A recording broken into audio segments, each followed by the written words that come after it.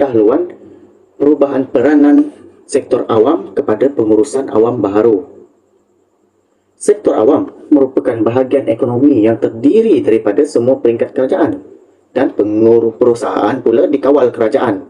Ia tidak termasuk syarikat swasta, organisasi sukarela dan isi rumah.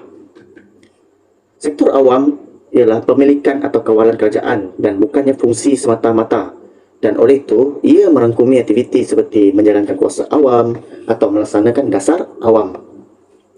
Jurang antara sektor awam dan swasta agak jelas. Ia terbukti dari segi hubungan pekerjaan dan hak untuk menggunakan kuasa awam.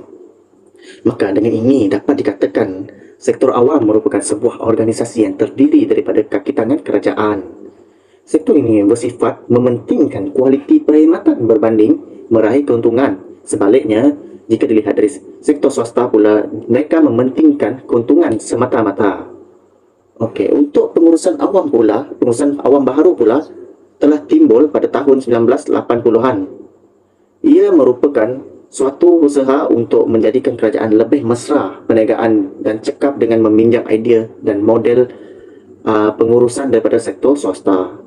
Ia menekankan kepentingan rakyat sebagai penerima perkhidmatan atau pelanggan pada sektor awam.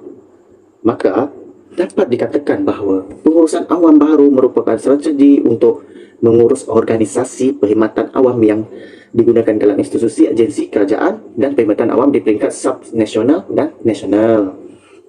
Oleh yang demikian, dapat dikatakan bahawa perubahan peranan pengurus dapat berubah dari konvensional, iaitu bersifat tradisional dalam sektor awam, ke pengurusan awam yang baharu. Kerana pengurus kini memerlukan rujukan berterusan kepada perubahan gambaran yang lebih besar, fleksibel dan kebolehsesuaian dalam cuba mencapai hasil. Pengurus yang berperanan dalam konvensional mempunyai ciri-ciri mementingkan material semata-mata dan mengabaikan pembangunan insan secara menyeluruh dan tidak berlaku adil. Ini bermakna pengurusan yang dahulu tidak sesuai dan harus digantikan dengan pengurusan awam yang baharu.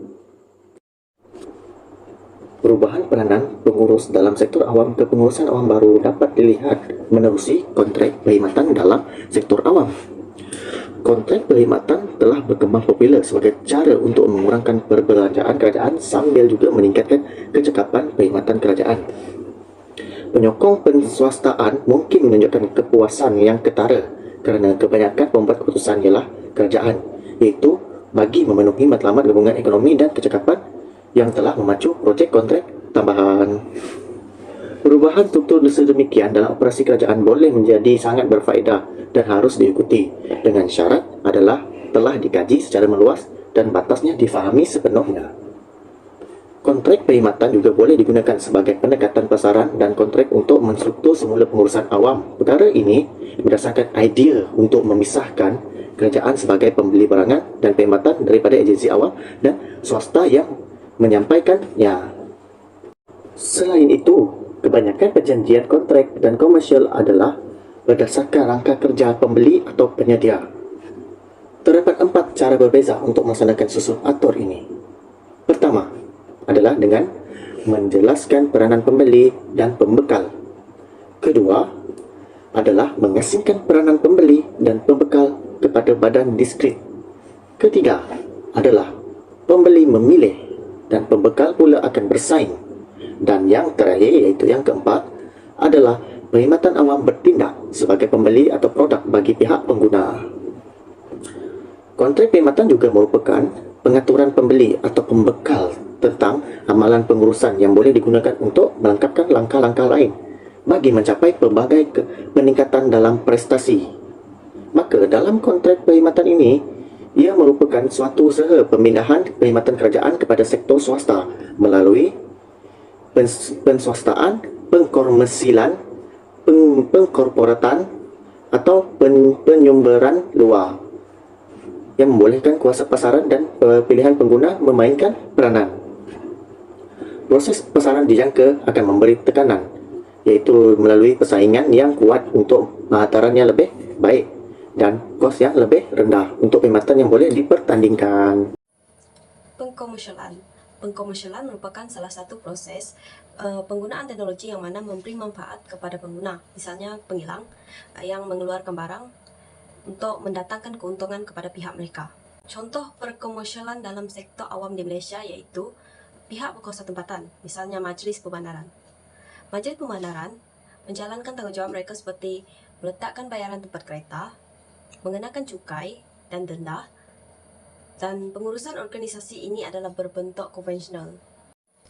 Pada masa ini, pihak berkuasa tempatan telah menyelaraskan sistem penyampaian perkhidmatannya dengan membawa anjakan era baru yang lebih kepada penggunaan ICT dengan mewujudkan sistem ePBT, portal ePBT, dan di mana semua masyarakat dapat mengakses secara dalam talian tentang perkhidmatan yang disediakan oleh agensi ini tanpa perlu berurusan lama di kaunter. Kaedah ini menjadikan sistem penyampaian perkhidmatan awam Majlis Pembandaran untuk menjadi lebih cepat, berkesan serta memudahkan urusan harian agensi ini. Objektif perkomersialan iaitu memberi perkhidmatan yang lebih baik kepada pelanggan dapat dicapai. Selain itu, pihak berkuasa tempatan dapat memastikan terdapat kadar pulangan yang memuaskan bagi modal yang mereka gunakan dalam menyediakan perkhidmatan kerajaan.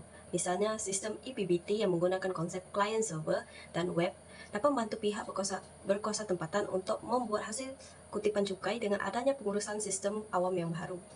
Jelaslah objektif perkomersialan iaitu memastikan kadar pulangan yang sangat memuaskan bagi modal dan usaha mereka memperbarui sistem perkhidmatan awam agensi mereka. CTC adalah proses memilih pembekal barang dan perkhidmatan yang paling disukai dari pelbagai penawar dengan mencari tawaran dan menilai berdasarkan kriteria pemilihan yang telah ditentukan. Selain itu, ini melibatkan perpindahan ke kontrak jangka panjang dan prosedur tender awam dan dibenarkan menggunakan slogan persaingan sebagai kunci untuk menurunkan kos dan standard yang baik.